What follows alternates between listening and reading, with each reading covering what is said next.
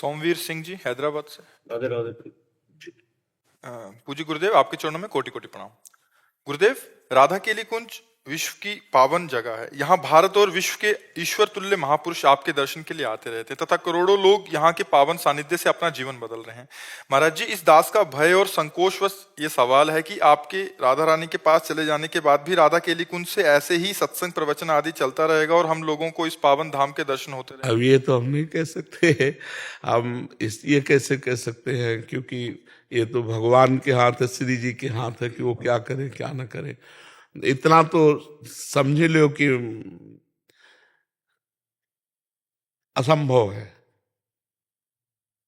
संकेत में इतना ही है कि चलता रहेगा पर असंभव है।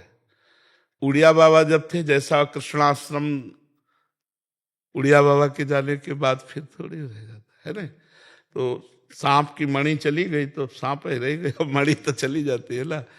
तो अब यद्यपि संत भगवान हैं, बहुत से संत भगवान हैं, सब प्रयास करेंगे कि, पर ये प्रयास वाला नहीं तुम सुन रहे हो। हम किसी योग्य नहीं है, अयोग्य के द्वारा भगवान जो करवा रहे हैं वो योग्यता से नहीं हो सकता है। ये हम आपको बता रहे, ये जो हो रहा है ये अयोग्य से भगवान करवा रहे हैं। तो योग्य कि कोई योग्य पुरुष तैयार कर दिया जाए, कथावाचक हो सकता है, वो सब ये कर सकता है, लेकिन परिवर्तन नहीं कर सकता। जीव की मानसिकता का परिवर्तन नहीं हो सकता।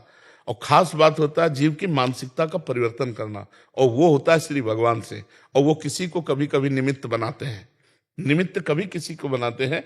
तो ये हम इस समय जो देख रहे हैं कि वो प्रेमानंद नाम के शरीर धारक को एक निमित्त बनाकर अपना कार्य कर रहे हैं, हजारों लोगों की मानसिकताओं को बदल रहे हैं। तो वो चाहें, तभी हमने कहा भगवान चाहें तो हो सकता है, अन्यथा असंभव है। ये किसी विद्वता से या पढ़ लिख के या प्रवचन से नहीं हो सकता है।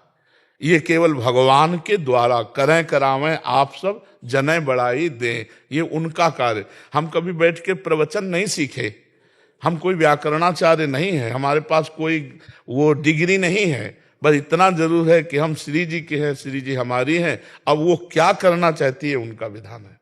तो तुम महाराज ये कह सकते हैं तुम्हारी कृपा पाओ कोई कोई। हाँ बस बिल्कुल, तुम्हारी कृपा पाओ कोई कोई।